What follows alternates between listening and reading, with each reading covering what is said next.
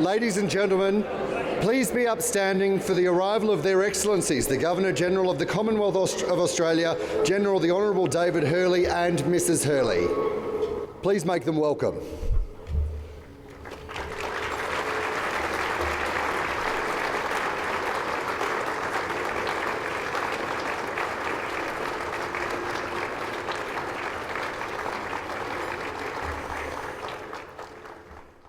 Please be seated. Welcome to the 2023 Australian Academy of Technological Sciences and Engineering, or ATSE Awards Gala Dinner.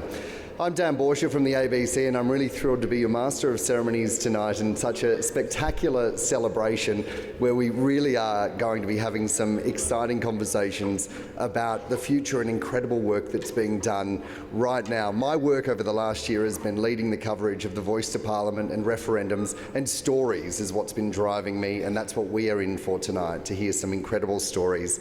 So I hope you're ready for a wonderful night. Before we get the evening underway, I begin by paying my respects to the Ngunnawal traditional custodians, and I want to pay particular respect for the custodianship and care of stories for tens of thousands of years that are shared with me and all of us here in Canberra and right around Australia, that it was at this very place where we first heard Ngunnawal language on the airwaves going around the country that set the tone of change that happened right across media, somewhat like a wildfire. I also want to pay my respects to other traditional custodians from other parts of the country who are here with us tonight. And to formally begin, I'm thrilled to invite Dr. Arnie Carolyn Hughes, a Ngunnawal elder, to join me on stage. Arnie Carolyn's a proud Ngunnawal woman who's dedicated to uniting people from all nations and walks of life, and for me personally has been a powerful mentor and someone who has welcomed me into this community and helped to ground me in the stories of her and her people. Please make her welcome.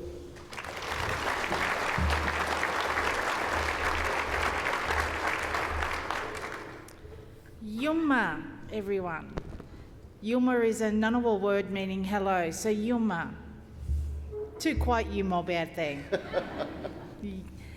Yumma yadong gadba, danga galanga garalinya, balanjima maranjima, naraganawali galamban, darawari, Ngunnawalwari.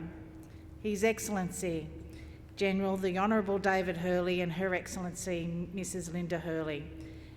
ATSE President Catherine Woodthorpe, ATSE CEO Kylie Walker, Minister for Industry and Science Ed Husic. I'd like to acknowledge all Aboriginal and Torres Strait Islander peoples and pay respect to your lands, especially you, Uncle, in the audience. For time immemorial, Ngunnawal people have maintained a tangible and intangible cultural, social, environmental, spiritual and economic connection to our lands and waters and the skies. This is underpinned by a love of our country, a love that is deep and enduring, a love that is underpinned also by the law and cultural authority of country. Canberra is not just a place where we live, work or raise families, play and come together as communities, or where politicians come. It was, is and always will be Nura, home, a place of belonging for my people and our people as fellow Canberrans. Dara Ngunnawal is our dreaming, the spirit, the soul, the heart, the foundation and the strength of our people. Dara gives Ngunnawal our identity, our apical lineage, our cultural authority, our songlines, our laws, ceremony and practices. And in fact, I am one of many Ngunnawal elders that have the responsibility and absolute privilege to provide welcome to country and other ceremonial practices on our lands. Our lands and our skies and our waterways have always nurtured our people, giving our past, our tomorrow and our future. I'd like to pay respect to our neighbours, the Wiradjuri, the Ngarigo, Yuin and the Gundungurra people. As you all know, I hope would realise that First Nations people were the actual first scientists and engineers across our lands. It's where they looked to the skies, and our people were curious and asked questions and found the answers there in the skies, the waters and in the country. It's where the search for food was more than searching for food. It was where our plants and became medicines. They predicted the weather through the stars and the skies, all playing an important role in our culture. And it's how we understood and continue to understand the world around us. Today, over 250 different groups across Australia still maintain those relationships with the sky, land and waters, and we continue to look to the skies as a familiar friend. And it's there we find answers to the same questions that the very first scientists asked. To you, the recipients of tonight's awards, I pass a message of acknowledgement for what you all do and how proud we are of you, wherever you come from and where you are today. And I hope you continue to pass that knowledge on to others. After all, we understand that knowledge is the power in changing and educating others. In the words of my ancestors, but before I say that, I'm going to ad-lib. I'd like to say congratulations to the amazing Dan Borsha on his acknowledgement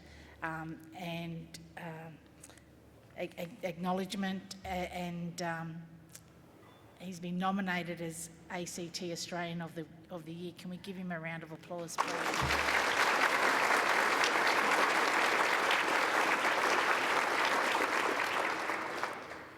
Dan is an amazing human being and has been a warrior over the last 12 months, and I wanted to acknowledge him for that. So in the words of my ancestors, Yumalundi Dara Nanawawari Darawari Galamban, Budanjima Maranjima Balanjima, Yangu Nalawiri Dunimanyan Galamban, Yarabinyan Naraganawali Yinjala, Maribiji Malangari Yinjala Yinjamara, Yumalundi, Nanawari, Darawari. And what I have said to you in our beautiful Ngunnawal language that was denied to me as a child growing up, but through the support and care of Dan and many others like him, I get to say to you in my language and translate in English, hello everybody, welcome to Ngunnawal country. This place is the home of my ancestors, and with you, we are keeping the pathways of those ancestors alive, a true sign of reconciliation or anti-discrimination. Enjoy your evening, and I want to say all the ladies look absolutely incredible. Don't they look beautiful, everybody? Can we give them a round of applause? And I think the men look a bit daper as well, so enjoy.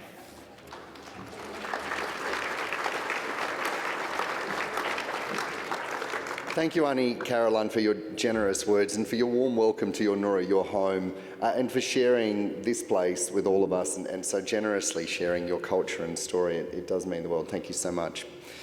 The awards of the Australian Academy of Technological Sciences and Engineering celebrate great Australian science, technology, engineering and mathematics. Ladies and gentlemen, Australia is an innovation nation. Australians have a proud talent for ingenuity and creative thinking, which, as we've just heard, extends back over 60,000 years. Australians have used the materials around us to develop unique and practical tools to help us live, innovate and prosper. Among the huge variety of Australian inventions are the boomerang, traditional fish traps, cochlear implants, polymer banknotes and Wi-Fi technology, many of which have been shared right around the world.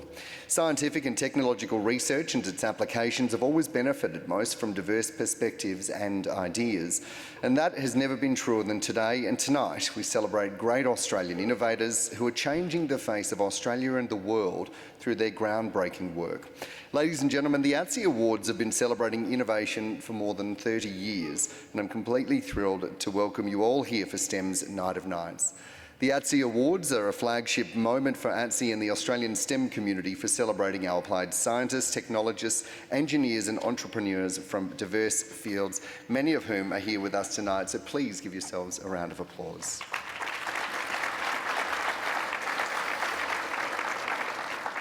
It's also my great honour to acknowledge in the audience His Excellency General the Honourable David John Hurley AC and Her Excellency Mrs Linda Hurley, the Honourable Ed Husic MP, Minister for Industry and Science, Australia's Chief Scientist, Dr Cathy, Foley, Bronwyn Fox, the Chief Scientist of CSIRO, Dr Catherine Woodthorpe, the ATSE President, and Dr Auntie Caroline Hughes, Ngunnawal Elder, who we just heard from. Now this is the part, the boring bit. but this is the part you've actually got to listen to, because you don't want your mobile phone to be the one that goes off, particularly when someone's giving a speech. So now's a good time to check and make sure that it's on silent or flight mode. No shame now, no judgment, not like there will be later on if you miss this chance right now. Also, just in terms of housekeeping, the bathrooms are near the entrance, the cloakroom is at the front door for self-serve as well.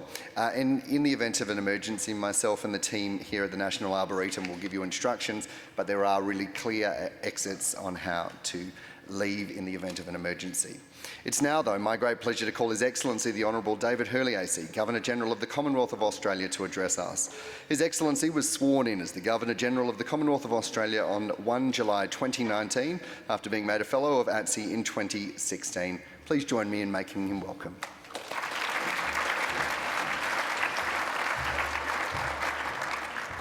Dan, thank you, and Caroline, thank you very much for your welcome.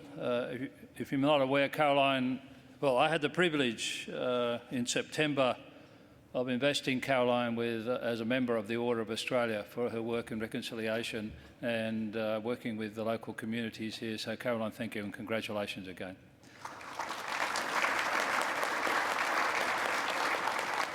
Joining with your acknowledgement, Canberrans here know how beautiful a part of the country this is, with Namadgi down south, the Brindabellas, the Murrumbidgee, the Molonglo. We're really blessed by nature, and we thank the Honourable for looking after it for generation after generation.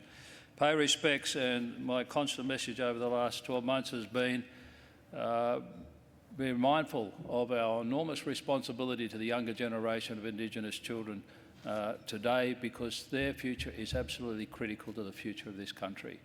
In our hands, their future. Could I acknowledge our distinguished guest minister, Cathy, colleague Cathy Foley as well, and all who have joined us this evening. I've got a speech here that says a lot of nice things about you, but I'm going to just leave it for a moment. Every time I visit the Northern Rivers, to Lismore, Coracai, Woodburn, Cabbage Tree Island, ravaged by terrible floods, heart-rending floods earlier this year, and listen to the stories, talk to the boaties, talk to the little kids who were taken out the roof as the water came up to their ceilings, held up by their parents. I come away from those visits and I've got three words in my head: technology, science and engineering. Because out of that tragic circumstance up there, I believe we have been given a golden opportunity to show how good this country is. And the solution is in those three fields.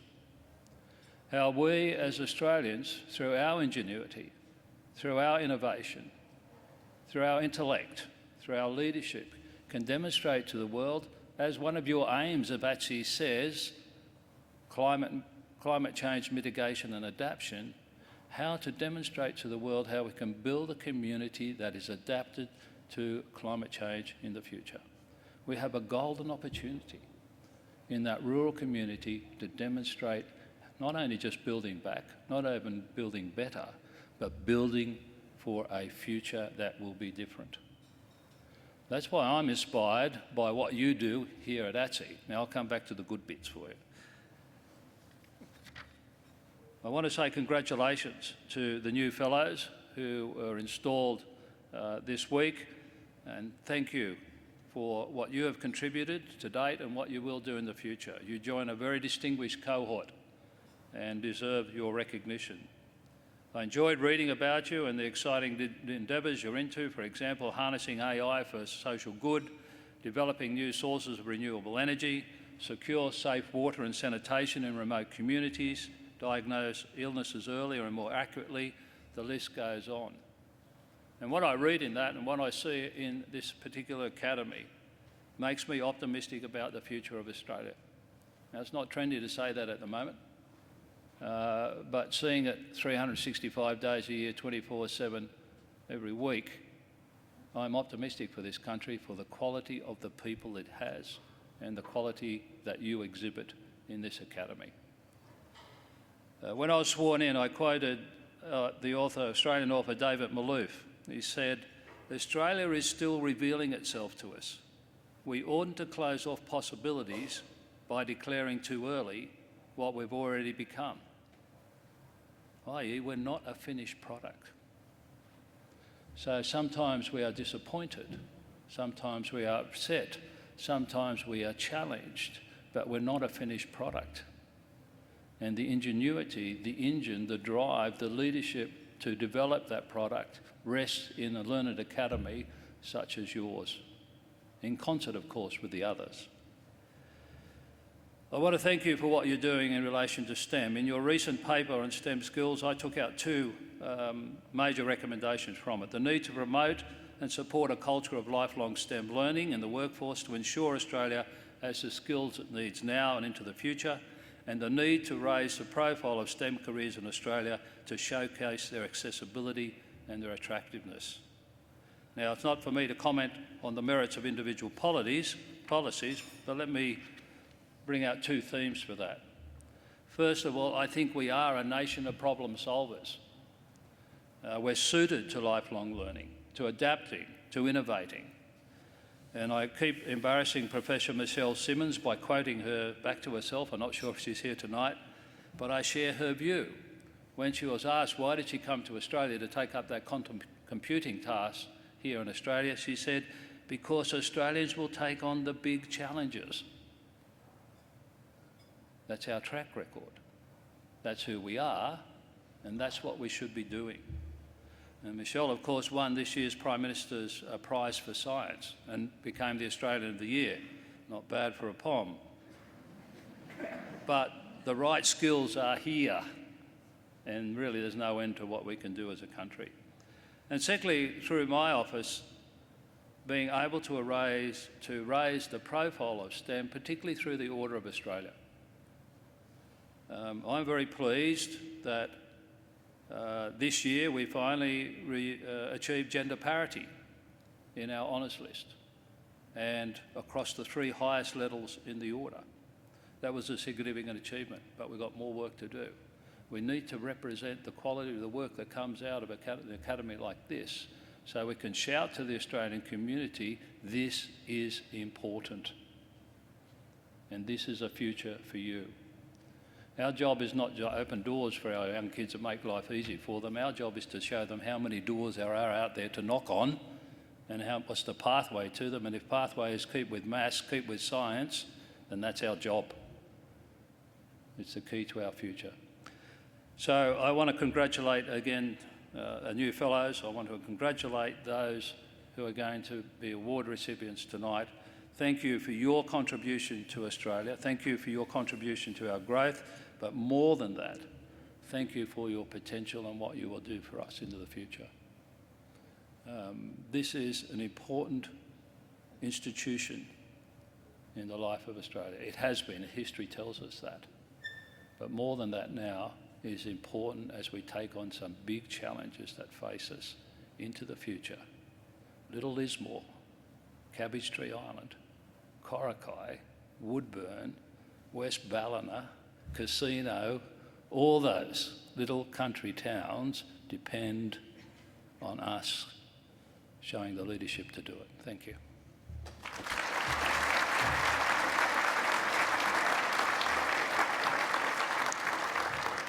Thank you, Your Excellency, and I think when you were talking about technology, science and engineering there, everyone almost levitated off their seats. They were so happy to hear that. And I just want to pick up on one point you made about the orders and gender parity and how important I think that is. And I don't want to verbal you, because I think that might be career limiting. But to paraphrase something you wrote last year about the power of how we define ourselves comes from who we nominate and the way we celebrate members of our community. So it's actually all of our responsibility on who we nominate so that the Governor-General's team can actually assess those. So I would encourage everyone to be considering that who they nominate, who you see in your community that deserves elevation. But thank you very much, Your Excellency. Please give another round of applause. It's now my pleasure to hand the floor to Dr. Catherine Woodthorpe, AO, FTSE, President of the Australian Academy of Technological Sciences and Engineering. Dr. Woodthorpe is one of Australia's most influential people in innovation, a Fellow of the Australian Institute of Company Directors, and has been a Fellow of ATSE since 2015. In 2017, Dr. Woodthorpe was named an Officer of the Order of Australia for her ongoing service to research and technological innovation in Australia. Dr. Woodthorpe is the 10th President of the Academy since its founding. Please make Dr. Woodthorpe welcome.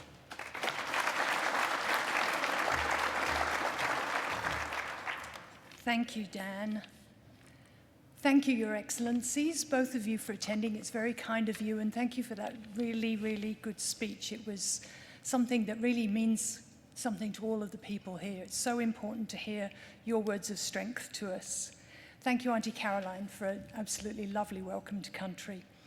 I was particularly interested that the Governor-General started his speech referencing the floods in the Northern Rivers, and as the former chair of Natural Hazards Research Australia, it was particularly interesting for me to see how he drew that line about how important our research is when you see it on the ground. It's such a pleasure to be with you this evening in this absolutely amazing venue. It's glorious, isn't it? I've not been here before, so I was here early taking photos out of that window because it's so beautiful. I'd like to acknowledge, of course, that we're on Ngunnawal land and thank Auntie Caroline again for her welcome. We acknowledge the traditional owners and pay respects to their elders of these lands and the many lands and waters across Australia on which our fellows work and live. I live on Camaragal land myself and pay my respects to their elders as well. And I'd like to acknowledge all Aboriginal and Torres Strait Islander people who are here this evening, and two particularly special guests who've travelled an enormously long way from the northwest of Western Australia to be with us this evening. We recognise traditional knowledge, and we will acknowledge that particularly tonight, and the deep history of innovation over the millennia that it embodies. Each year, ATSE recognises Australia's most respected or up-and-coming innovators with our national awards. These awards are a flagship moment for ATSE and for the Australian STEM community for celebrating our applied scientists, technologists, engineers, entrepreneurs, all from diverse fields. Last year, we recognised pioneers in sustainability, waste transformation technologies, COVID-19 protective wear innovators, homegrown solar panel material engineers, to name just a few of them. And tonight, we're again incredibly proud to bring together Australia's brightest minds across STEM, who are collaborating for a better Australia and world. Of course, all of this wonderful dinner, the wonderful showcase today of our new fellows, would not have been possible without our generous sponsors. In particular, I'd like to thank our two platinum sponsors who have helped to make both the 2023 New Fellows Showcase earlier today and this celebration possible. They are CSIRO and the Department of Industry, Science and Resources. Thank you.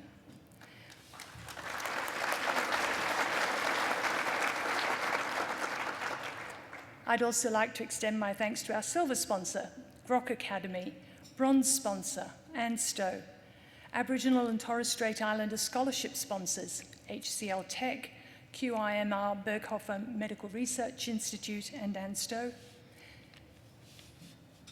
The earlier coffees that we had and the coffee cart was sponsored by the University of Newcastle.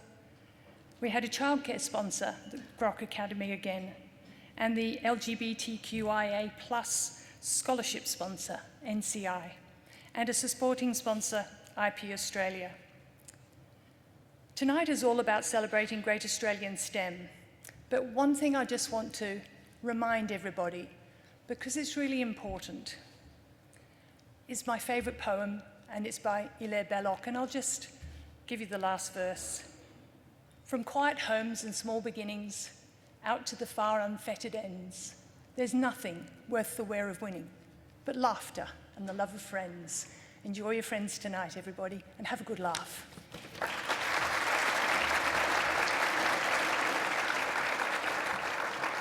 Thank you, Dr. Woodthorpe, and a particular thanks to all the sponsors that have made tonight and today, in fact, a reality. Dinner will now be served, and I'll be back very soon with the awards. Please enjoy.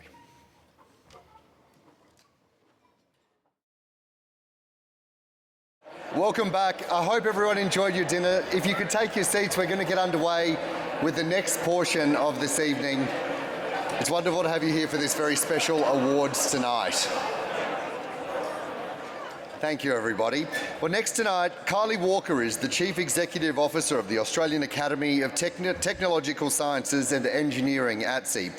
Ms Walker specialises in connecting technologists, engineers and scientists with governments, business, media and society, skills built over many years in senior federal advocacy and communication roles in the science, technology and health sectors. Please join me in making Ms Walker welcome.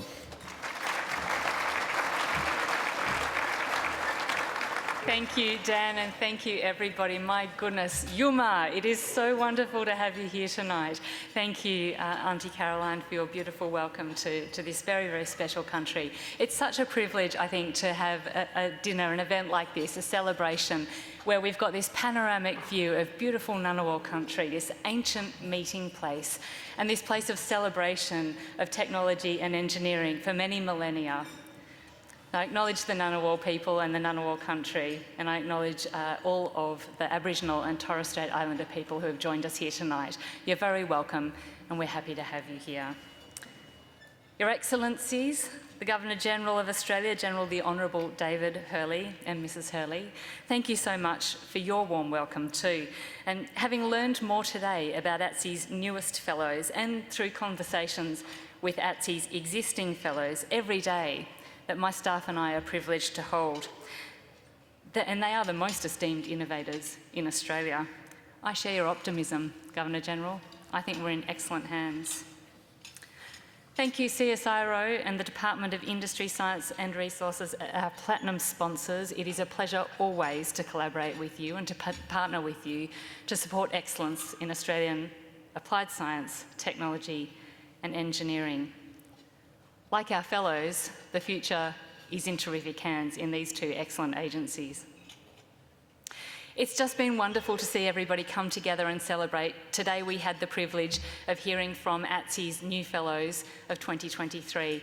They're an incredibly diverse, motivated bunch of people with big ideas about the world.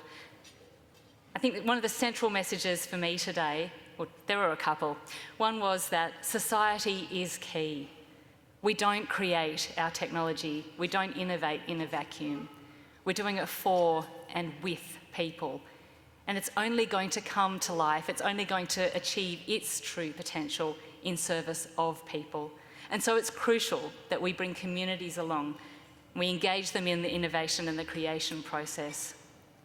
I think the other key message that came through for me is that this is a multi-sectoral, multidisciplinary opportunity that we have here in Australia and around the world. Yes, there are big challenges, but my goodness, there's a lot of exciting work being done to meet those challenges. And it's being done in ways that it's never been done before.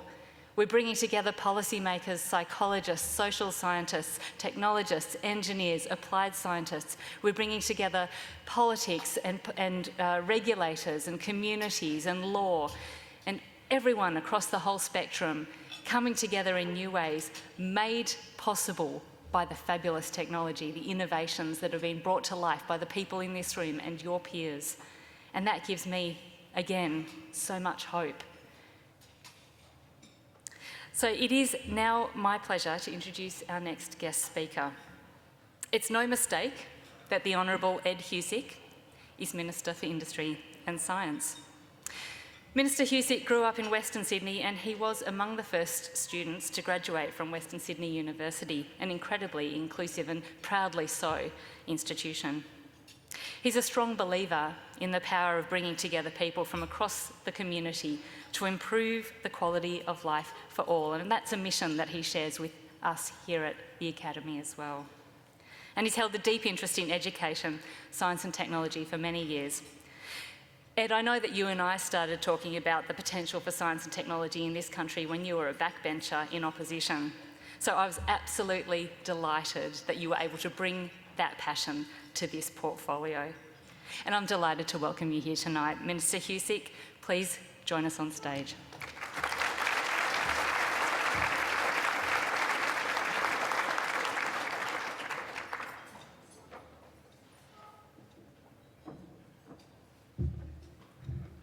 Evening, everyone. I just wanted to thank you very much, Kylie, for that intro, and I just want to come back to your role in a minute. I just begin by acknowledging the Ngunnawal people and the nearby Ngambri as well, the Ngunnawal being the traditional custodians of the land on which we are meeting, and I pay my respects to elders past and present. Thanks, Auntie Caroline. From Yuma to Warramee, I'm from Darug country, but can I just say I think there was an element of your welcome that was really important when you reflected on the fact that while it might sound a lot more commonplace now, speaking your language was something that was not the done thing. And so many dialects in this nation just disappeared. And the role of the dialects, culture, songlines, we talk about rightly to live in this continent, to problem solve, but culture played such a big role in transmitting between generations knowledge. So it's very important. It's a rebellious act, would have been considered a rebellious act, but is now a very important one. So thank you to you all, and I pay my respects to all First Nations people who are present with us today. And I want to acknowledge the dignitaries, Their Excellencies, the Governor-General David Hurley and Linda. Very good to Linda Hurley, good to see you. I was, as soon as I knew you were here, I was like, oof, don't take that the wrong way. But some of the people here know that my speeches can get a little bit loosey-goosey. And I'm thinking, I've got to behave tonight because Their Excellencies are here. But and I will. I don't need to report back to the PM, trust me. I got to go and hang out at the Governor-General's place in July and have lunch as part of a welcome that we did for the Indonesian president. And, you know, you get up and sometimes you try to speak in the language and say a few things. And the Governor-General started off by speaking perfect Bahasa. And I thought, this is pretty good. And he kept going, and he kept going. He did 15 minutes in Bahasa. So if it's not too much trouble, can you just come back and do your... I told you loosey-goosey, and no one believed me. Another couple of hours, you reckon? Okay, it's a deal. But it is very important, and I think in terms of building connections with our near neighbours, and especially the connections between ideas, very, very important. So it is and your words struck a chord, Your Excellency, with everyone here, because for the big national problems and global, frankly, you will all help us, problem solvers one and all. And I know I'm not the only one that feels deeply about this. My good friend, the member for Bean, David Smith and Liesl, who are here tonight. And David always likes to rub it in that the ACT has the highest proportion of scientists and researchers in the country. I don't know why we're still friends.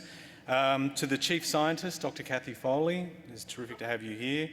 And one more person that I just want to recognise, because I know it'll make her enormously allergic and uncomfortable, is Genevieve Bell. Genevieve, congratulations. Huge.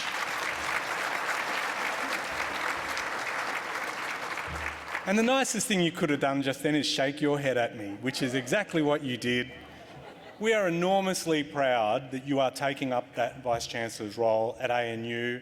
Thank you enormously for everything you have done and will do, and that takes nothing away from Brian Schmidt, who is a tremendous contributor to national life, but it is terrific. We are all deeply happy, honoured that you are taking up that role. Well done. Well, it must be awards season because we're at another prestigious Science and Engineering Awards event after the PM's prizes last week.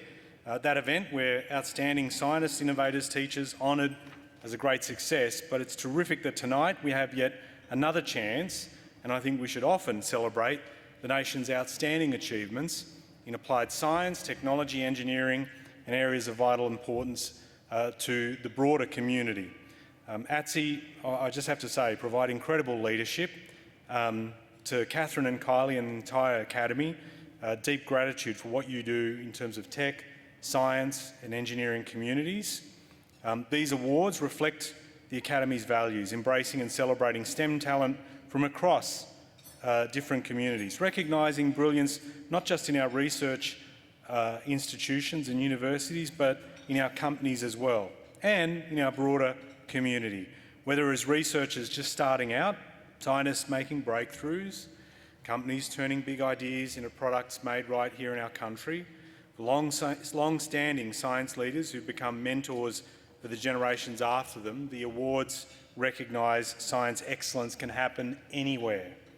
I'm particularly pleased that tonight I'll be with you to celebrate a new award category, the Traditional Knowledge Innovation Award, recognising the successful application of traditional knowledge systems, First Nations knowledge systems, through modern innovation.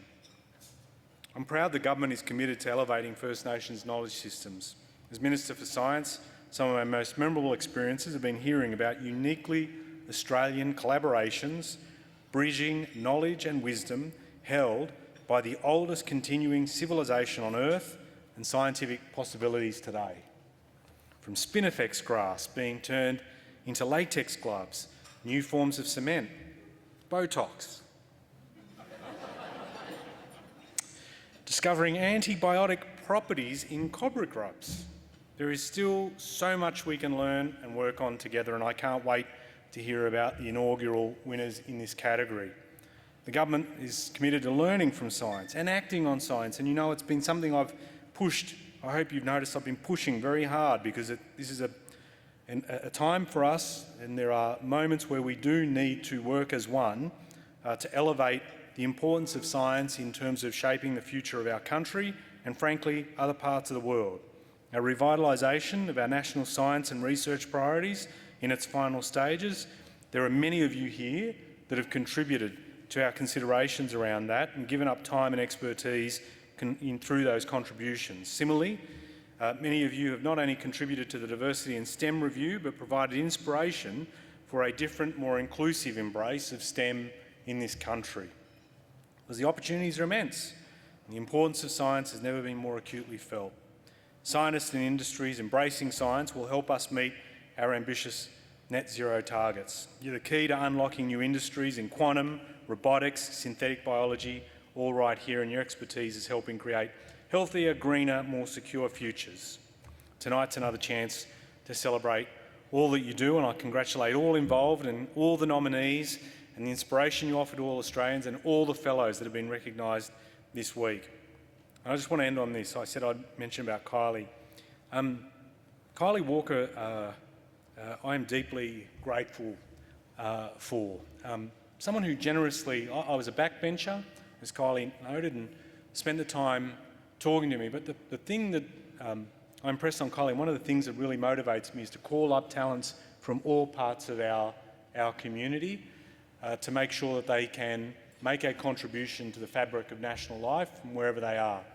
And particularly in my area, there are a lot of kids that think that science, engineering, technology, maths, all that stuff isn't for them. And sometimes it's reinforced at home, where alternate career paths might be encouraged because it's going to be easier, and that's probably more likely where you'll go well. And I mentioned this, we had this really good conversation with Kylie, and Kylie, to her great credit, unbeknownst to me, by the way, I had no idea, came out to my community, talked to young students in our area, and started talking about ways in which, and particularly some of the great high schools in my area, those young people could get involved. And here you had someone from Academy, a national academy, spending time with these students, telling them, yes, you can do this.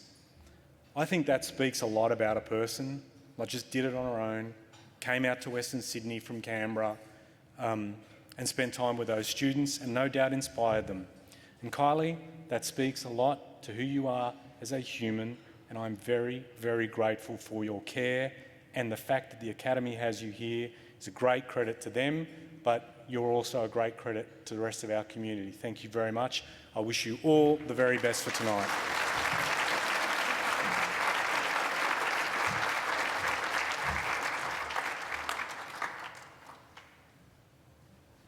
I think we should wrap it up there.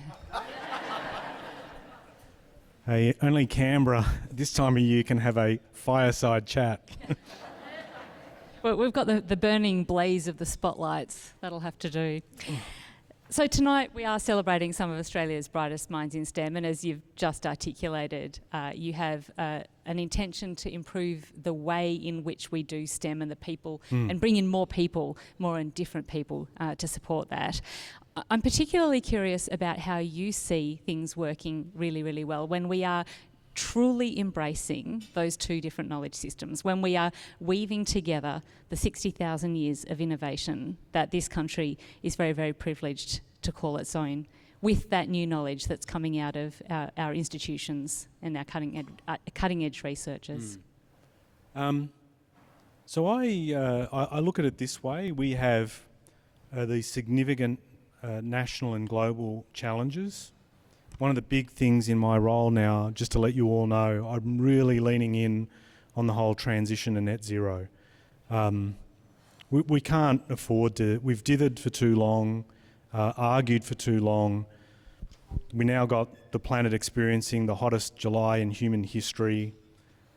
We know, and you have all been saying this to us, and you've all been ignored for too long and seen what's happened. We do have a chance to make things better, and there is an opportunity to mobilise from across science and industry to attend to some of these things. So net zero is a big thing for us, and we'll be making, you'll see more and more that this will be something that's a focus of government. So there's that. We've lived through the pandemic, and we're seeing the way in which we've got to think differently on how we get things done. And from my point of view, when you're presented with some of these incredibly, profoundly deep problems, I don't think we're going to get to any answers any quicker by fighting amongst each other. One, bringing people together and having a sense of ownership of this problem. Two, listening to people that care and have devoted a lot of their lives to finding answers to some of those difficult, most wicked problems. All these things, there is something to be said around that, and we can always learn too, and we have in part, as much as I mentioned, Auntie Caroline, and we talked about language and transmission of knowledge and all that. I mean, part of that was the process through colonialisation of disconnecting Aboriginal and Torres Strait Islanders from the land and not recognising their knowledge systems, and the fact that for 65,000 years you survived on one of the toughest continents on the planet. We've got to be able to learn something from that and synthesise both systems, both the way that we have developed knowledge. And so where we can do that will be incredibly important, and learning from a continent like ours with a climate that we've had to deal with, that's gone through flood and fire, and picking up on the Governor-General's points too, and seeing the way that it's affected communities, but increasingly this will be a threat to us with the way that the climate's going. Just makes sense to tap into knowledge. As I said, bring different corners of the community together, enhance our knowledge, apply it in a way that makes a difference. From my point of view, and really that's what I'm trying to do in terms of the portfolio, is to impress on the minds of not just our cabinet, but with you all. I see us all as a force to be able to impress on the broader nation that the value of our know-how and our ideas matters and can deliver something that's incredibly better for the next generation. That's what I think is a big job for us. I mean, I think you've got a pretty warm and receptive audience here for that message, and you've got a room full of people who are working at their utmost to get that research developed and applied. Warm room, the scientists never laugh at my jokes. See what I said? Yeah. See? I thought that line would go so much better. When you say the word joke, they start laughing. Oh, right, okay, gotcha. You've got to signal it. Yeah, okay, got it. But everyone here is working very, very hard to both create new knowledge and importantly to apply it, to get it out into the community to the benefit of the economy, obviously, but also the environment and the people and our relationships internationally. So I'm interested to hear how you see potential improvements to the R&D ecosystem here in Australia, because I think it's safe to say that we haven't fully exploited the potential that we have to get that terrific research out into the world. I guess a number of things. I'm always conscious when I'm speaking around science. Well, obviously and everyone is now attuned to emphasising the value to the economy. But I always talk about national wellbeing as well, improving people's quality of life. I don't want, again, the way that my portfolio was structured by the Prime Minister with industry and science was deliberate, but the way I personally view it as well is the breadth of what's happening in the work that everyone's doing. And I don't want you to all feel like you are just robots that are lined up to just do one thing for the economy, as much as that's important, and I don't want to downplay that. And I also want us to recognise some of the fundamental work that's being done in basic research and some of the hardest challenges, and in terms of pushing the boundaries of human knowledge, we have to have an appreciation of that importance too.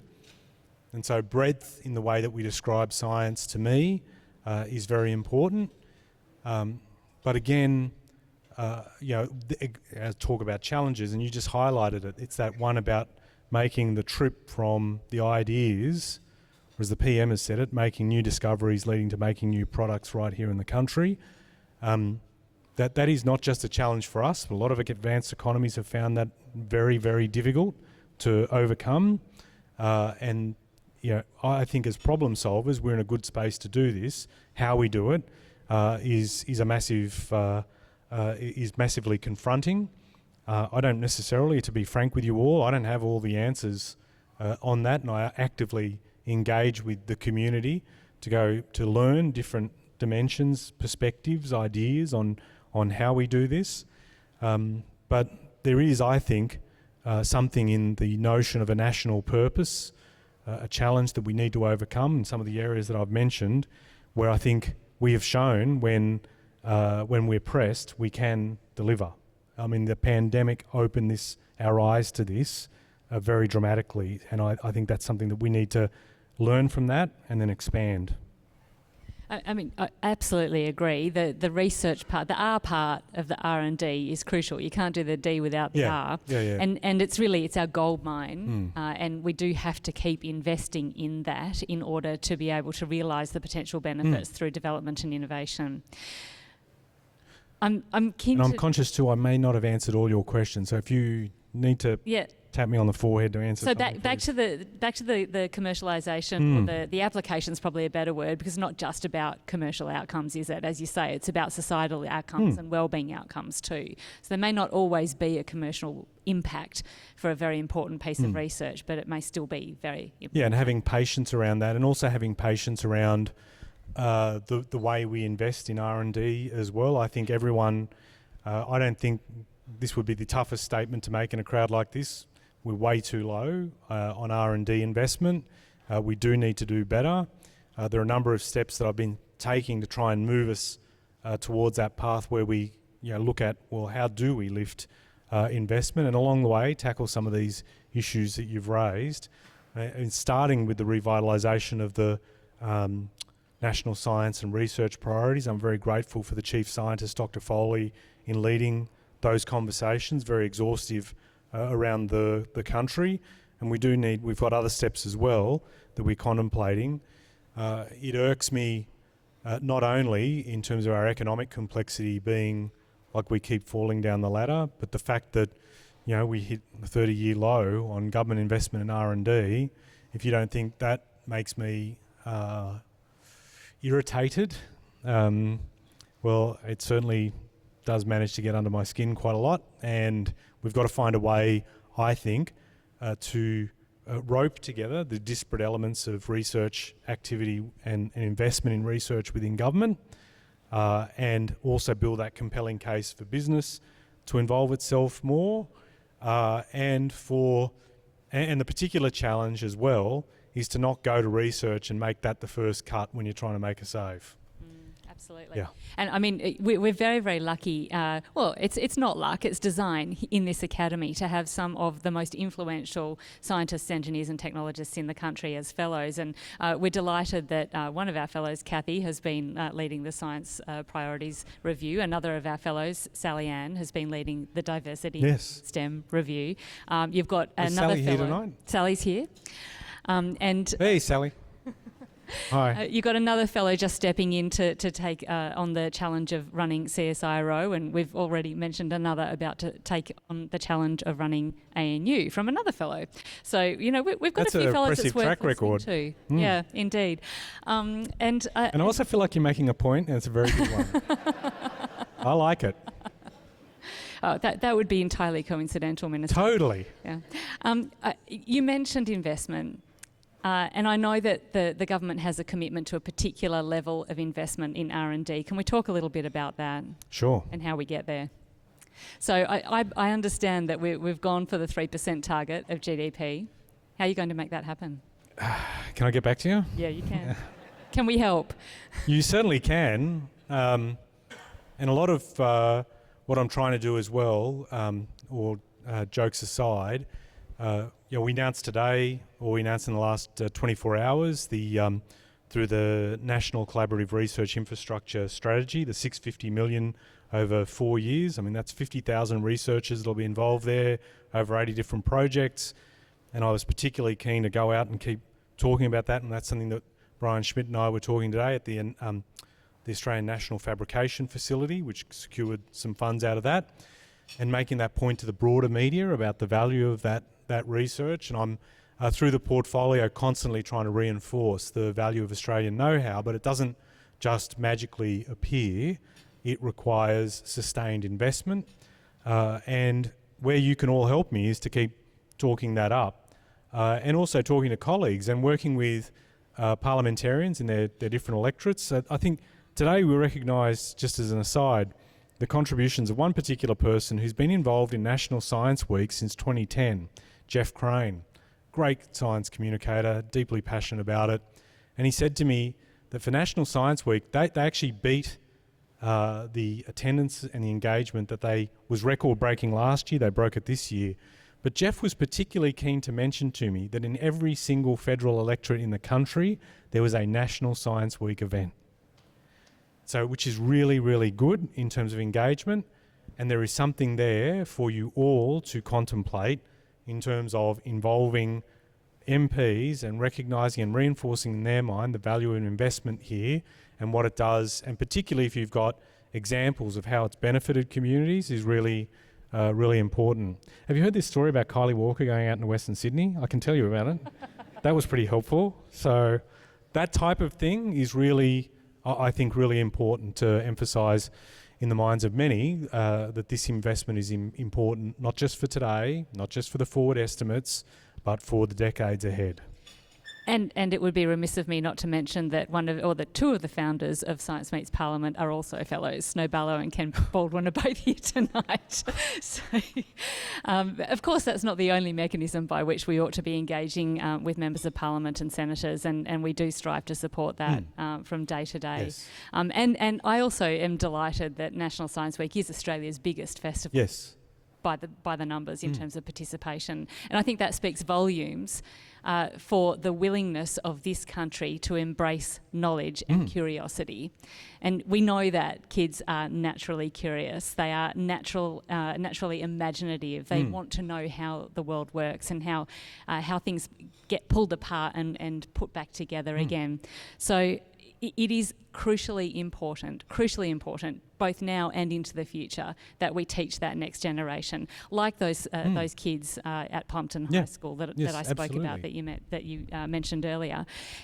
And that's why, if I may just briefly jump in. Why we were particularly keen to emphasise in the PM's prizes for science, in terms of science teachers as well. We acknowledge them because behind most great scientists there's been a science teacher on that issue that you just touched on problem solving and the curiosity and engaging that and fostering that is really important, and recognising their role I think is vital. And there's some terrific stories, and since last year I saw some scientists or science teachers from really remote parts of the country be recognised, which is terrific, and we've had different ones recognised this year, but it's always a bit of a personal highlight. I'm conscious I'm talking about another awards night at your awards night, but I just think I think we all support the PM's prizes. Yeah, we're fans. Thank you. Thanks for helping me out of that hole, by the way. No problem. There are hundreds of STEM education programs around Australia, though, and we're still slipping in the international rankings. So something needs to change, and I wonder if... You're really giving me all the rib jabs tonight. No, we're all working on this together, and it is a challenge. It really is, because, you know, I wish we could say that we have fixed it, that our academy's been administering a STEM education program for many years, initiated by the former Chief Scientist Alan Finkel. The Academy of Science, likewise, has been running education programs. So they're very good quality, they're proven to work, and yet... Yeah. So this is a shared responsibility. No, I agree. And I wonder what you would say to the people gathered here tonight in terms of what they can do. Well, just as one example, I mean, we acknowledged Sally Williams' presence tonight and the Diversity in STEM review. I wanted that broader so that we looked at... I'm coming into government, I noticed the number of programs that we had. I think this alludes to, or is a hat tip to the points you just made in terms of the number of initiatives that are around. And we're trying to look at some of the deeper systemic issues that might be there, not just from a gender perspective, but from underrepresented groups as well. And we've got in terms of the panel itself, a broadly representative group of people that were involved in the panel, looking at that, taking on board your points, and we're hoping to release that report soon, because I want to be able to use some of the things that have been picked up through that review process that Sally chaired to better design some of the programs as well. And I'm not reflecting on the programs before, but I think, as everyone knows, constant improvement is an invaluable tool of being able to take those moments in time and seeing what works and what can be scaled up. And again, it is just a real challenge. I mean, and I think deeply about the fact that decades ago, this wasn't an issue. And you looked at the way in which, in terms of gender representation in some instances, particularly through World War II and post-war, and then something broke that saw us shift markedly in terms of gender representation within STEM fields. And so this is some of the things that we're thinking through, and obviously I don't necessarily see, as much as I believe that the review itself will give us some very important guides. This is not just, well, we've done the work and we dust our hands and we go, okay, we're done, put the feet up on the table. This is a constant struggle. It will require constant focus and effort for us to turn this around.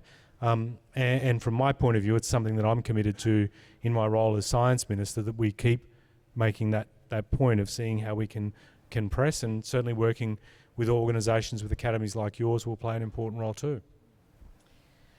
Minister, I think probably the people here tonight are waiting to hear about the good news about the awards. Yes. So I'm only going to ask you one more question. I'm going to put you on the spot again, I'm afraid. Mm-hmm. So we're going on a little imaginative journey. It's around 30 years or more into the future, and you've had a long and successful career in leadership in this country. What are you proud of when you look back? What would you like your legacy to be? The biggest thing that I am focused on is being able to, for so long, many in this community, your work has been not just underappreciated, but actively resisted.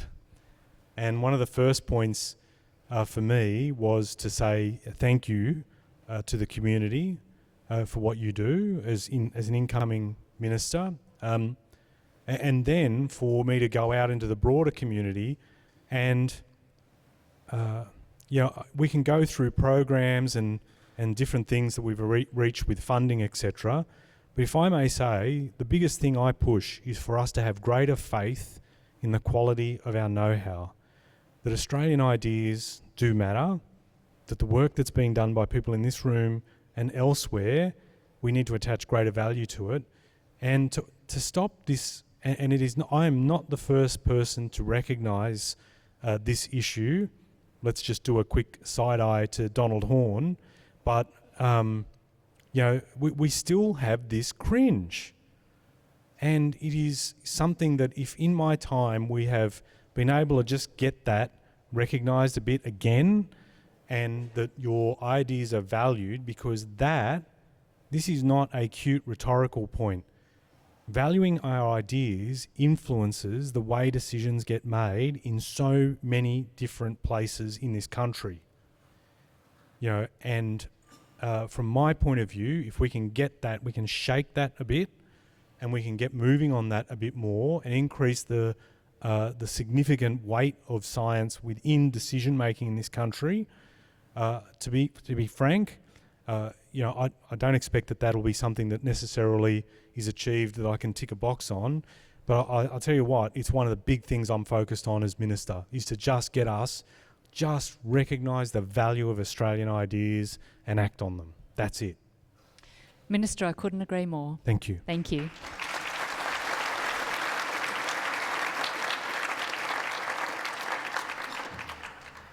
Please give another round of applause to Minister Ed Husic and CEO Kylie Walker.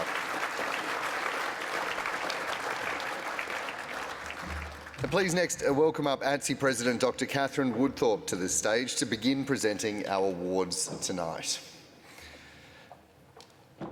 Our first award of the evening is the Clunies Ross Technology Innovation Award.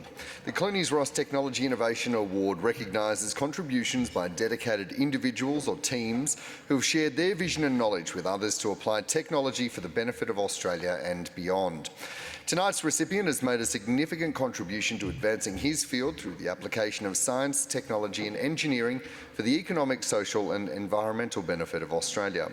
It's my pleasure to announce Dr. James Tickner from Chrysos Corporation as the 2023 Clunies Ross Technology Innovation Award recipient for his invention PhotoNassay, which uses X-ray technology to detect gold, silver, copper and other elements in mineral ores. Congratulations, Dr. Tickner. Please welcome him to the stage.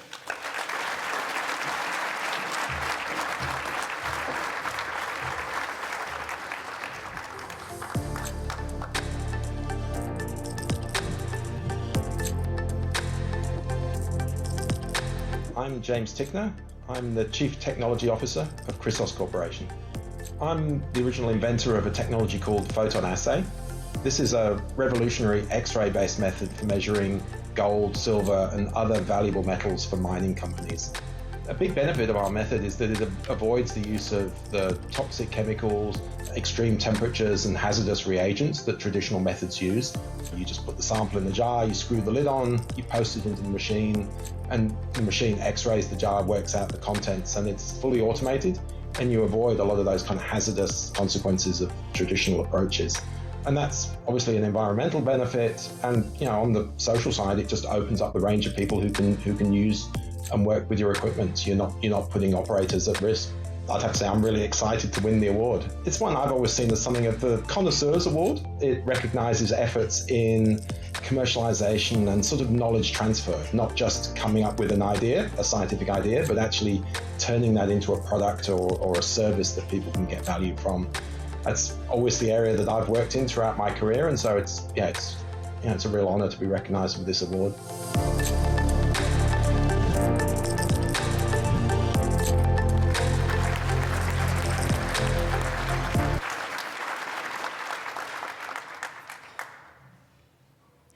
Your Excellencies, Minister Husic, esteemed members of the Academy and ladies and gentlemen. Technology commercialisation is a journey for a scientist from certainty to ambiguity. You start from what seems like a solid scientific foundation, and then, at least at first, you feel like you're constructing this wobbly edifice with people, culture, product design, client expectations, hopes and dreams. More people than I can count have helped with the building of Chrysos.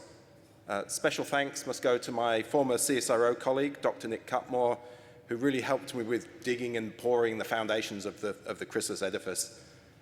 Tony McClellan and Rob Adamson, who invested in time and money into what probably seemed like a speculative and somewhat shaky real estate venture when we started out. And my good friend Dirk Treasure, who left a lucrative job, a lucrative career, to take a chance on becoming Chrysos' first CEO and help me get the company off the ground. Beyond these individuals, though, Chrysos would be nothing without all of our people, 140 and counting. Whether they're sweating it out in the Sahel or freezing their butts off in the Canadian winter doing an installation, our team's unfailing hard work and cheerful enthusiasm in all conditions is the only reason that we've managed to thrive. And final thoughts and final thanks, of course, must go to my wife, Sarah. From the day that I came home to ask if I could pack in my nice, safe, secure government job at CSIRO and branch out into a new venture, and through the hard times in particular, she's provided nothing but solace, succour and unwavering support. Thank you, my love. Thank you, everyone.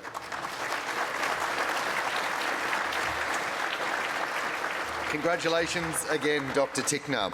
For our next award, I invite award sponsor Nick Hamilton, CEO from Challenger Limited, to join Dr. Woodthorpe on stage. The ATSE Traditional Knowledges Innovation Award acknowledges and recognises up to 2 teams or individuals respectfully, collaboratively and successfully applying traditional knowledges through modern innovation. ATSE is proud to collaborate with the Challenger Group Limited as the inaugural partner for its Traditional Knowledges Innovation Award. Thanks to Challenger's generous contribution, winners of the Traditional Knowledge Innovation Award will now receive prize money and mentoring in their entrepreneurship and innovation journey. And it's my pleasure to announce John Watson from Nekina Mangala Community and Professor Ron Quinn, AM FTSE from Griffith University, who are partners in a traditional pain treatment. In 1986, John Watson's finger was bitten off by a crocodile. A Nekina Mangala man from the Ajama Mandanga Buru Aboriginal community in the Kimberley, John turned to the bark of the Majula mangrove tree seeking pain relief. He chewed on a strip of bark and applied it as a dressing to the wound. When Professor Ron Quinn from Griffith University heard of John's ordeal and his use of the Majula bark, he was intrigued and an enduring partnership eventuated. John and Ron are now on a journey to create an antiseptic gel that could be supplied to athletes as soon as the 2032 Brisbane Olympics. Please join me in welcoming John Watson, his son Anthony Watson, and Professor Ron Quinn to the stage.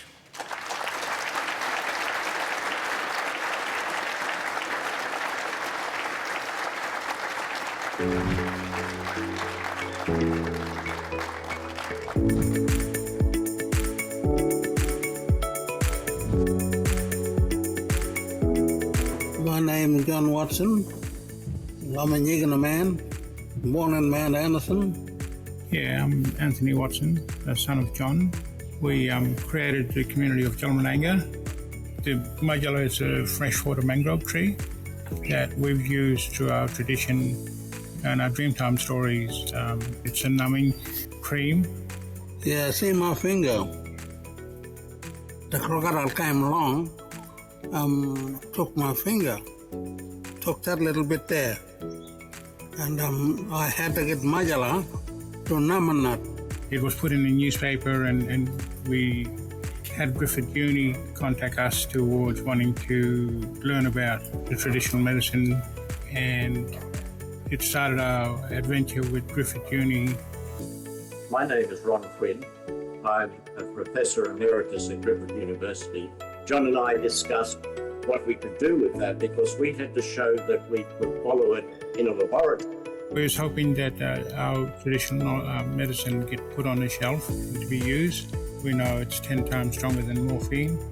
We have an aspiration to have this ready for the Olympic Games in Brisbane in 2032. We hope to convince the Therapeutic Goods Administration that thousands of years of oral history from the Aboriginal people that could come forward to benefit all Australians. It also opened up a window for other Indigenous medicine usage to actually hit the market, similar to our one. Griffith handed their shares back to the community.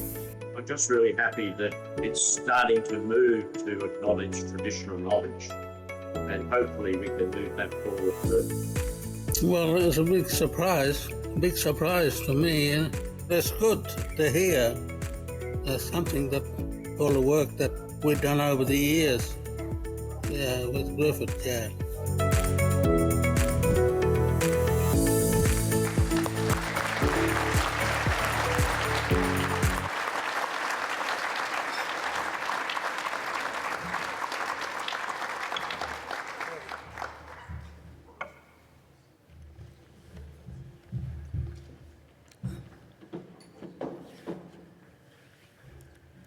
I thank the Academy Award for nominating this special night for us.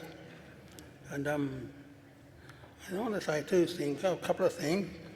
One is Dr. Quinn.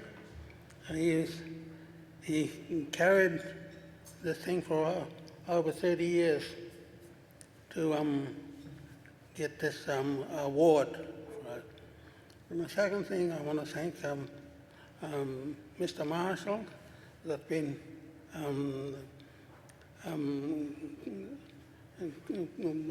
recognizing all these things, what I've been saying to him, and taking it up to the Dr. Quinn. Yeah.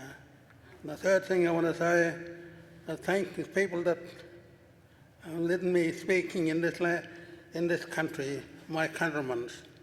I call countrymen my people of this country. Maybe they have different languages, but I respect them. Thank you.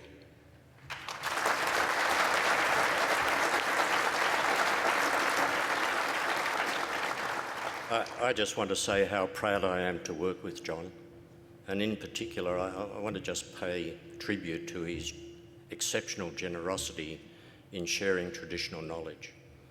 As you all know, traditional knowledge has been passed down for generation and generation over tens of thousands of years. And this knowledge is oral. It's not written, it's just passed down through the elder system. And I'm really glad that John is sharing that knowledge with us and that we can benefit from it.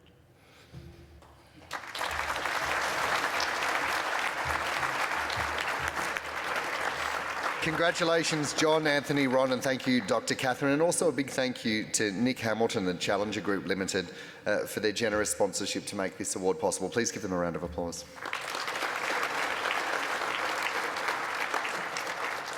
Next up, we're going to hear from Mibu Fisher from Platinum sponsor CSIRO. Ms. Fisher is an early career marine ecologist within the multi-use ecosystems tropical coastal group in CSIRO's Ocean and Atmosphere in Brisbane.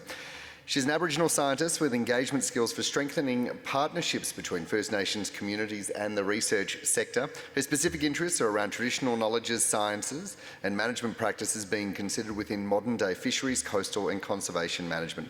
Please welcome Mibu Fisher to the stage.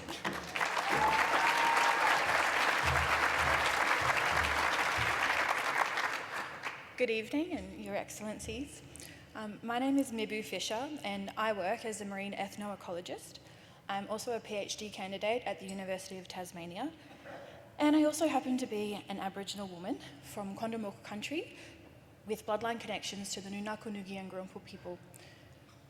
I want to thank Auntie Caroline for your beautiful words and your welcome to country, and I want to acknowledge the Ngunnawal people as the traditional owners of this land and pay my respects to your elders, past and present, and I want to pay my respects to Uncle John as well, and to all Aboriginal and Torres Strait Islander people that may be in the room with us this evening. I also want to thank the Australian Academy of Technological Sciences and Engineering and Bronwyn Fox from CSIRO for the opportunity to address you all this evening. I was a judge this year for the inaugural Traditional Innovation Award, and I want to congratulate the winning team and all the nominees for their wonderful work that they're doing, and I really can't wait to see more of that type of work going into the future. Today, it was a real privilege to listen to the new fellows during their showcase panels. I just want to congratulate you all, but the breadth of work that you're doing and the things that you're thinking about is really such an immense task, and I just want to thank you all for choosing to do that. It's really encouraging to hear that there is openness to widen the ways of thinking to approach our shared challenges.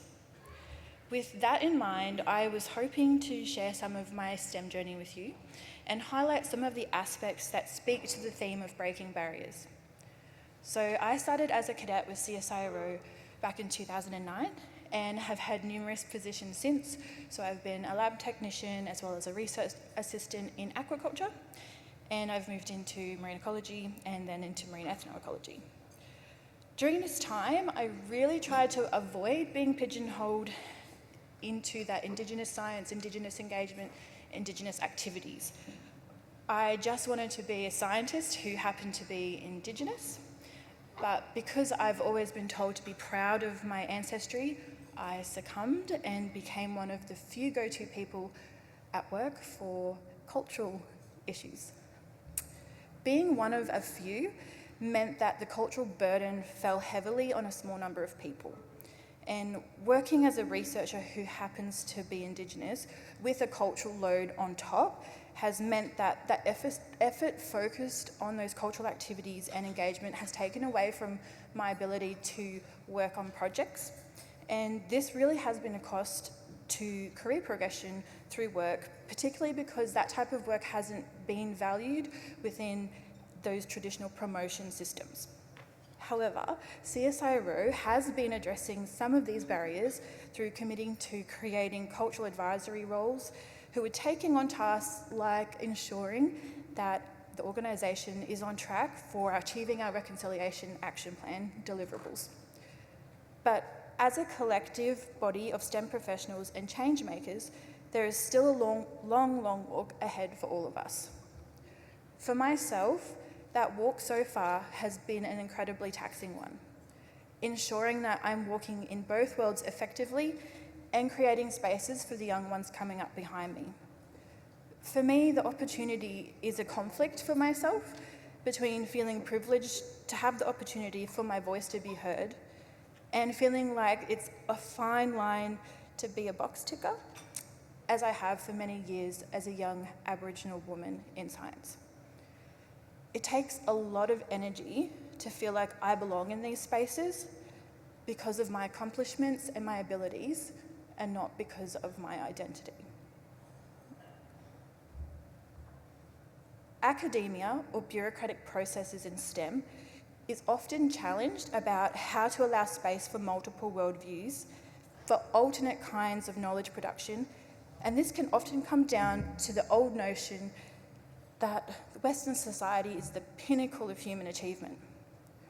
Viewing knowledge production from this lens has resulted in the othering, devaluing, and underappreciation of what other cultures did differently. I think it'd be important for STEM to consider diversity not only amongst its workforce, but also in projects, problems, and the questions that we're asking. The ways in which we need to view a problem in order to find a solution can be different, and that it's okay to include alternate ways of thinking, like our Indigenous knowledge systems, and that it is okay because it's respected by people like you in this room. And that's what I want to finish on. Thank you.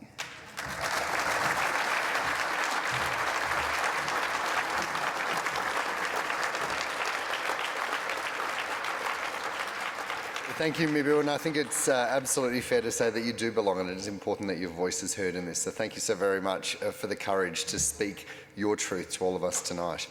I'd like to call Dr. Catherine Woodthorpe back up to help us present the next round of awards for the evening. The David and Valerie Solomon Award is an early to mid-career award for a science or technology graduate working in academia or research or industry R&D who demonstrates substantial ability to foster research industry collaboration and knowledge transfer for the benefit of Australia. The David and Valerie Solomon Award honours David Solomon, who's a Foundation Fellow of the ATSE and who has been supported in his career by his wife Valerie. The award is made available through a generous donation from David and Valerie Solomon. And it's my pleasure to announce Dr. Marzi Bargamadi as the recipient of the David and Valerie Solomon Award. Dr. Marzi is a research scientist at CSIRO Manufacturing, leading the battery materials and designs team. She works across a variety of different energy storage devices and tackles some of the biggest challenges in battery research by improving the cycle life and safety of lithium batteries, and is the co-inventor of a power-optimised lithium-ion energy storage device and a powerful advocate for women in STEM. Congratulations. Please welcome Dr. Marzi.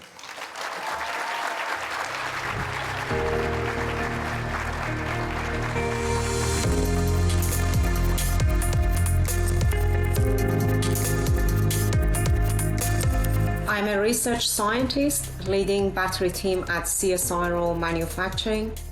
Australia has set targets to reduce carbon emissions. To be able to reach these targets, it's crucial that we quickly transition to renewable energy sources.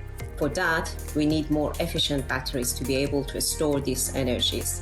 The work I and my colleagues are doing We have a unique opportunity to establish a sustainable battery industry in Australia.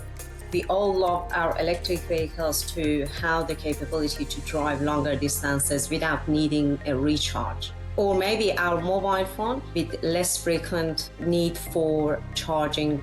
I am collaborating with industries to enhance the safety and energy density of the existing lithium-ion batteries that you find in everyday products like your mobile phone.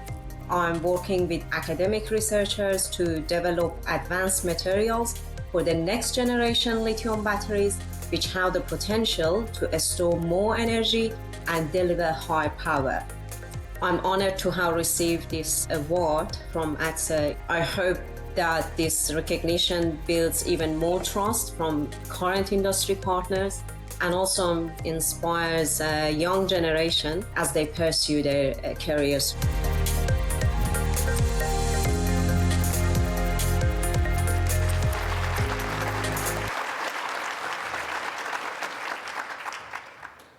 Good evening, and Your Excellencies. Thank you very much, ATSE, for this prestigious award, which is in the honor of such inspiring names, David and Valerie Solomon. Working with industry and supporting and collaborating with them is something that I very much enjoy in my day-to-day work, and I'm very proud of. This award is very encouraging for both myself and my team at CSIRO to continue our work and work even harder to support industry, especially in Australia, with the hope to make a better future for transition to green energy sources. I've been fortunate to have support both from work and from loved ones, from my family, a number of people. The list is long. Unfortunately, the time doesn't allow me to go through my long list, but I would like to acknowledge two people tonight. Professor Fox, our CSIRO Chief Scientist, for her genuine and ongoing encouragement and support. And obviously my wonderful husband for being my friend and for his ongoing and genuine support, which I can always count on. Thank you very much.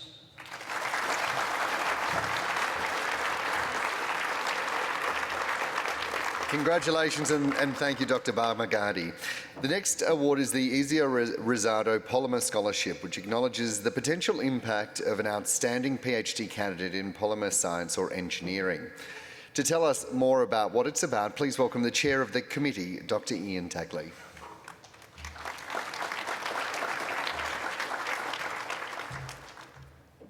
Thank you very much. The scholarship is administered by ATSE on the behalf of the former CRC for polymers. So Ezio was the inaugural director of that CRC and contributed over 25 years as a research program leader in that CRC.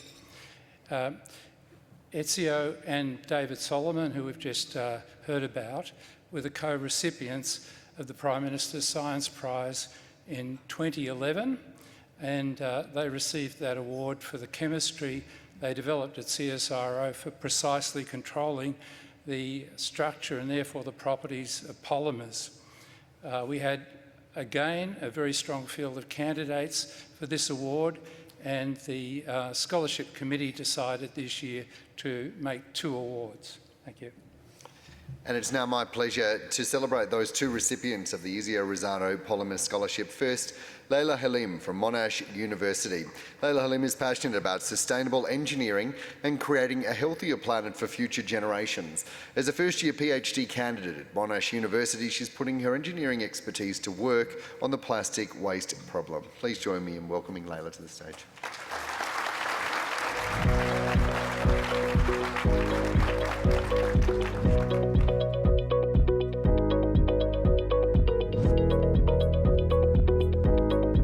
Hi, my name is Leila Halim and I'm a first-year PhD student at Monash University. I am working as part of the CSIRO Ending Plastic Waste mission. Plastic pollution is a really disastrous problem and it's affecting countries all over the globe. It is having devastating impacts on marine wildlife, but it's also posing a lot of threats to human health. We really need to figure out ways to deal with our waste. Now, we work on membranes in my research group, and this is because membranes, compared to other traditional separation techniques, use a lot less energy. And so if we use the membranes to capture our useful breakdown products from the plastic waste, this will allow for hopefully cost reductions in these recycling techniques and therefore hopefully improve their commercial feasibility. So once these useful components are isolated, they can then be valorised into new products across various industries. In particular, I'm interested in the green energy industry. We envisage that plastic breakdown products, once isolated, could then be upcycled into components of green energy technology. It would create a product of a greater value. I am truly honoured to be the recipient of the Ezio Rizzardo Polymer Scholarship. I am so thrilled that ATSE has given me this recognition and support. I'm really excited to receive some great advice and mentoring at the beginning of my academic career.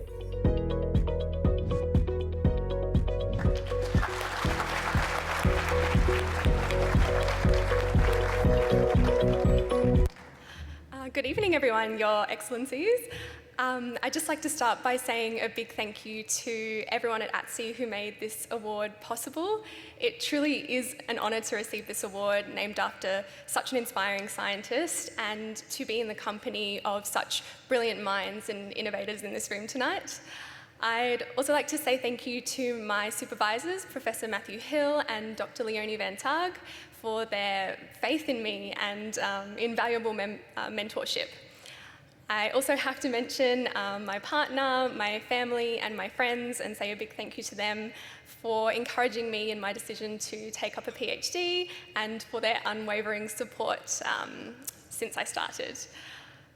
I'm really excited to see where my research journey takes me and to make meaningful contributions in the field of polymer science and plastic recycling.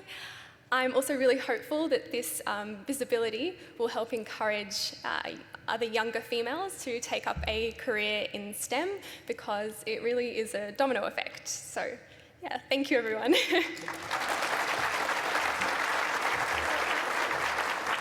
Congratulations again, Ms Halim.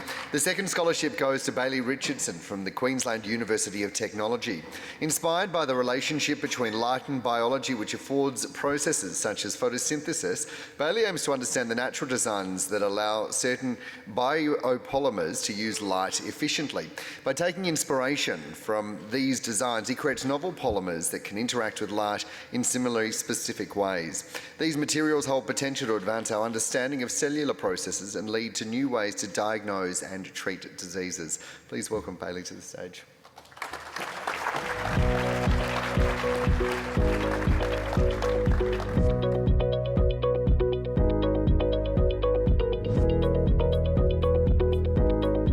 My name is Bailey Richardson and I'm a PhD student at the Queensland University of Technology. So my PhD topic is heavily inspired by the relationship between biology and light energy.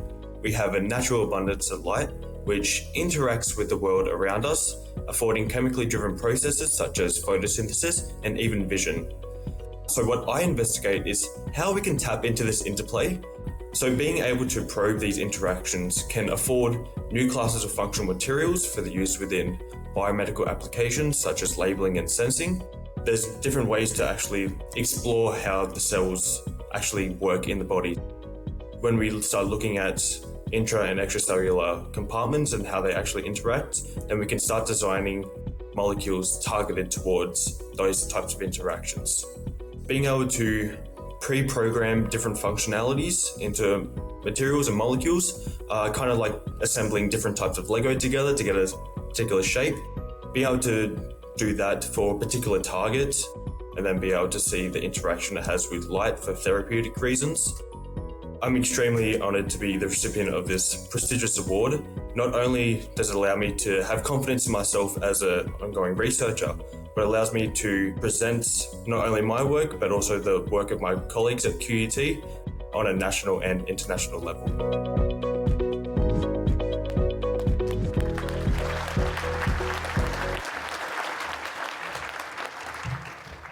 Thank you very much. It's quite a surreal moment to be here amongst an incredible group of individuals and minds, including Your Excellencies.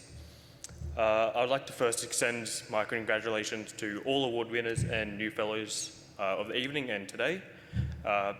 These awards are not only an acknowledgement, but a testament to the countless hours, days, and even decades to the hard work that you all put in. The future of Australian science, technology and engineering is very bright, and I'm happy to be a part of it. I'd like to first thank ATSE and all the organisers for allowing me to be a recipient of this prestigious award. It's going to help me in more ways than you could ever know. I would like to thank probably the three most important people within my career. This is of course my supervisor, Associate Professor Hendrik Frisch, and of course my two wonderful parents who are all in attendance here tonight. Your ongoing support, guidance and mentorship has helped me in more ways than you'll ever know.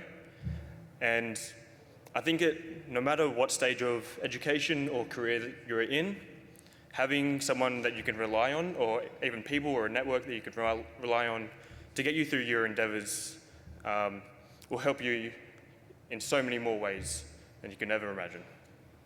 So please, I thank you all tonight, and I would like to ask you all to turn to the people, person or network you're here with tonight, and to give them a round of applause.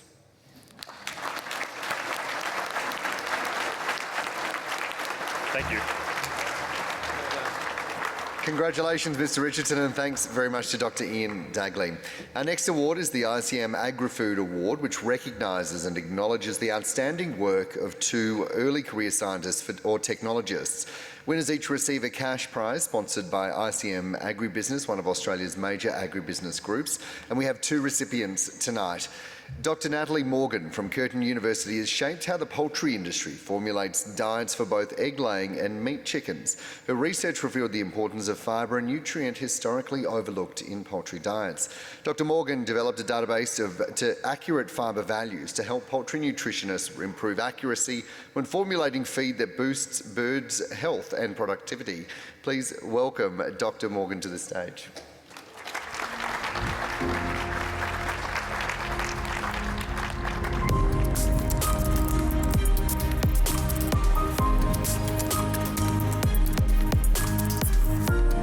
I'm Natalie Morgan and I'm Senior Lecturer in Animal Science at Curtin University.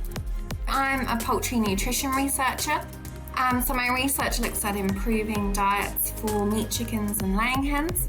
So I'm mainly focused on carbohydrates and fibre, so getting chickens to use the fibre better that's in their diets. Also looking at trying to reduce the wastage as well that we get from the poultry industry, so particularly nutrients that they're not using properly from their diets. There's been a lot of research recently showing that fibre is really important for gut health and is really impacting how well they're using the nutrients in their diets, how well they're absorbing them, and that will impact their productivity, but also the environment as well.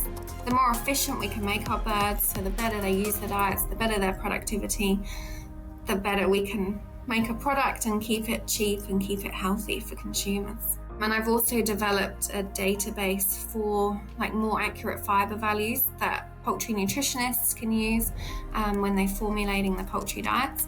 So that makes the diets more precise. We have a lot better idea of what it is exactly that we're feeding, so they can tailor the diets more and get us to that more efficient production. Having this award feels like an awesome achievement, just being acknowledged outside of my field by experts in agriculture and food. Yeah, it's great. This is a great opportunity to sort of meet people and promote myself and hopefully start building up my team.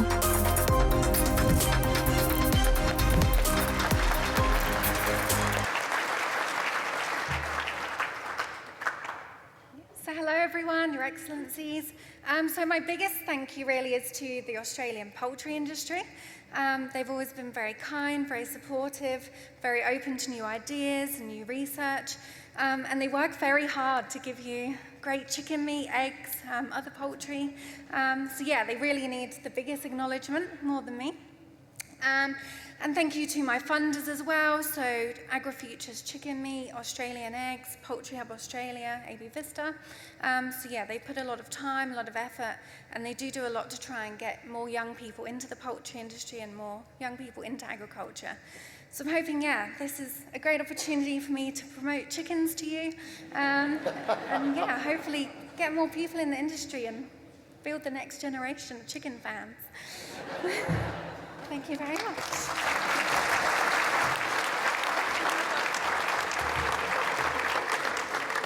Congratulations, Dr. Morgan. I love the plug. The second recipient is Dr. Benjamin Holman from the New South Wales Department of Primary Industries. Dr. Holman's award-winning work on Australian beef and lamb has cemented his place as an international leader in meat science. Please welcome to the stage Dr. Holman.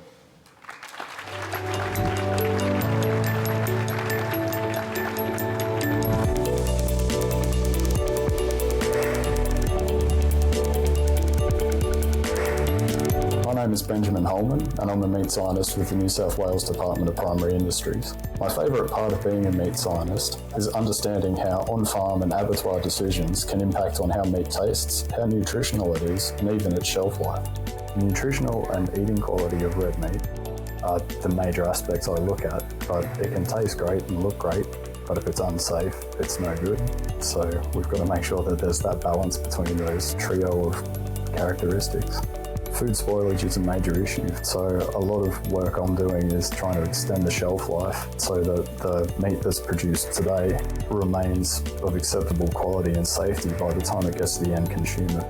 Domestically, this might only be a couple of weeks, but because as an industry we're exporting all around the world, we've got to try and get that out to 90 days for lamb or 120 days for beef. By being able to extend the shelf life and preserve the meat, it lets more people around the world enjoy our product. It means a lot to me to be considered as part of this group, and especially as an early career researcher, I see this award as a reminder that meat science is important, and it's a field of research that others should consider.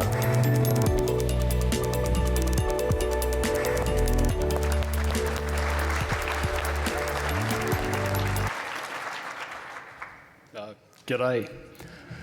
I feel I'm up here to defend beef and lamb now. It's a real privilege and honour to receive the ICM Agrifood Award. Actually, considering the calibre of the other awardees, the previous recipients of this same award, and the fellows present here tonight, it makes it a very humbling moment. And I'm proud to represent the research driving innovation in our agri-food sector, again, particularly lamb and beef. I'd like to pass on a special thanks to all of you for being here today, to my colleagues from the New South Wales Department of Primary Industries who are just, if not more so, dedicated to innovation in agriculture, and also a special thanks to ATSE for giving this platform to have a go at chickens.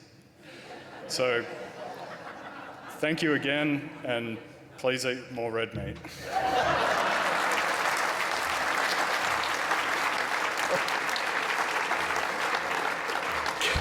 Congratulations, Dr. Holman. I feel like there's going to be some sort of battle royale between the meats after this particular award. Next up, we have the Batterham Medal is for an early career award for a graduate engineer who's achieved substantive peer or industry recognition for their work in the past 5 years. The award consists of a medal and cash prize sponsored by the Group of 8 Deans of Engineering and Associates. The winner is Dr. Conrad Wasco from the University of Melbourne. As a hydrological engineer, Dr. Wasco has transformed our understanding of how climate change will affect floods. 10 years ago, the scientific community knew little about the relationship between climate change and flooding. Conrad's world-leading research has filled the global knowledge gap, discovering that we won't see universal increases in flood events with the changing climate. Please welcome Dr. Wasco to the stage.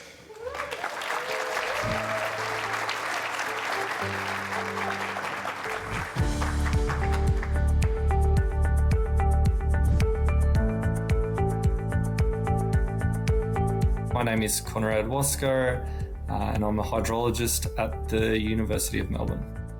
I'm currently leading the update to Australia's flood guidance under climate change so that we can accommodate the impact of future changes in flooding in a warmer climate. A lot of my research has been focused on understanding how the changes differ between smaller, more frequent floods and larger, more rare floods. It turns out that frequent floods are decreasing with climate change due to lower mean annual rainfalls actually drying out our soils. Extreme rainfall increases are actually causing our larger floods to increase with climate change.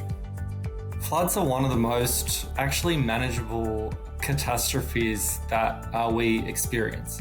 So if we design against extreme flood events, then we can actually protect our infrastructure and we can actually reduce the risk to life.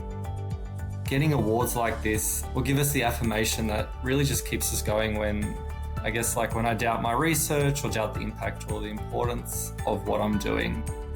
I think it's something that encourages me to just continue working on these complex and challenging problems that we're all facing.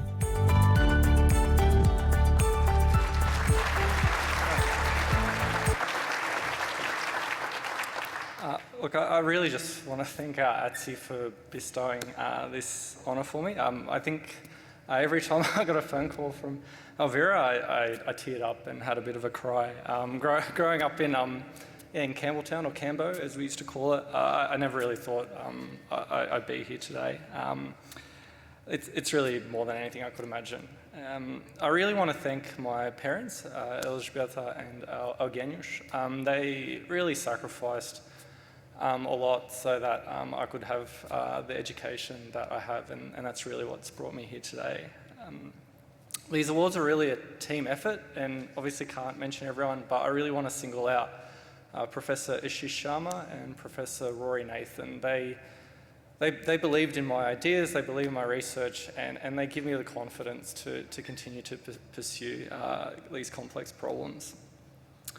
And finally, to Jay, who I'm with here tonight, thanks for coming on this crazy journey with me. And I really look forward to having more adventures with you. So thank you.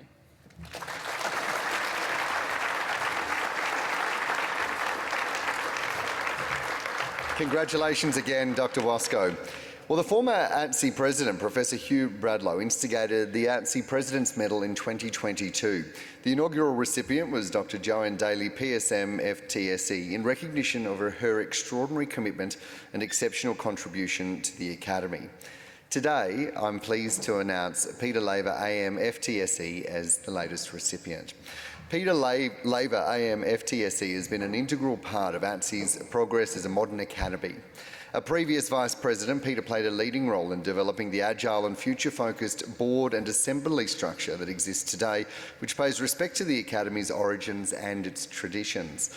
After his tenure as Vice President, he became a senior advisor to the Academy and has contributed to several strategic plans, policy documents, submissions and government inquiries. Peter was elected in 1992 in recognition of his dedication to fostering industry and academic collaboration through his various managerial roles at BHP over 40 years. Unfortunately, Peter can't be with us in person. However, I invite ATSE Fellow Professor Peter Gray to accept it on Peter's behalf. Thank you, Professor Gray. Please make him welcome.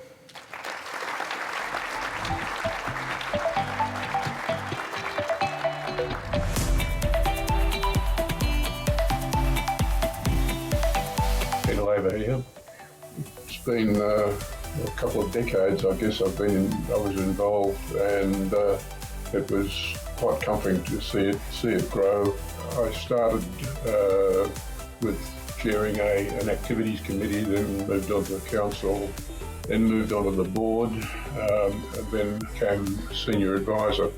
And during that time, was involved in a lot of submissions, a lot of projects at various times. But perhaps the thing that's made the longest term impact is the fact that I was involved in the reorganisation of the Academy from a council division-driven body to the current body, which is a board and the assembly, the divisions and the forums. I would hope that we become even more influential, so if we are seen as the go-to body that people, if they need to get an understanding of some new bit of technology, or something that's happened that needs an explanation. We should measure our success by the fact that every year there's a lot of people who want to become fellows.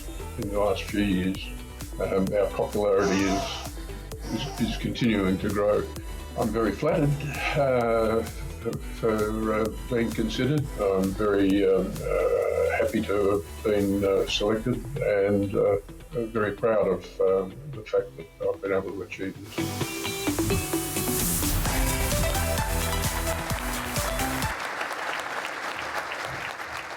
Well, on behalf of Peter, I'd just like to thank the Academy. I can genuinely say this is a true surprise. But Peter, as you saw, has really been a stalwart of ATSE, and he helped construct the modern corporate structure. He was a very strong intellect and he gave a lot to the Academy. So I'm sure he'd be thanking the Academy, as he's just done in the video, but the Academy really has to thank him as well for his contribution. So thanks, Cathy. Thank you so very much, Professor Peter Gray. Congratulations to Peter Laver, AM, FTSE, and a big thank you to President Dr. Catherine Woodthorpe for all of those awards. That does bring us to the end of the formal part of this evening, but before we round out, can I just get you to give all of our recipients a massive round of applause?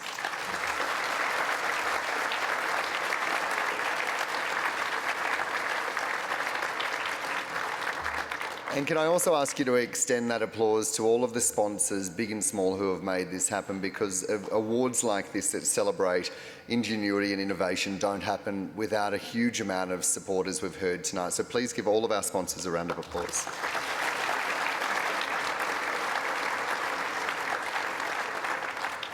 And for everyone who came out tonight to celebrate STEM and innovation, this is truly your night. Thank you so much. This does conclude the formal part of the evening. Please enjoy ATSE's hospitality for the next little while. Make sure to go over and check out the photo area and do have a wonderful evening. Thank you so much.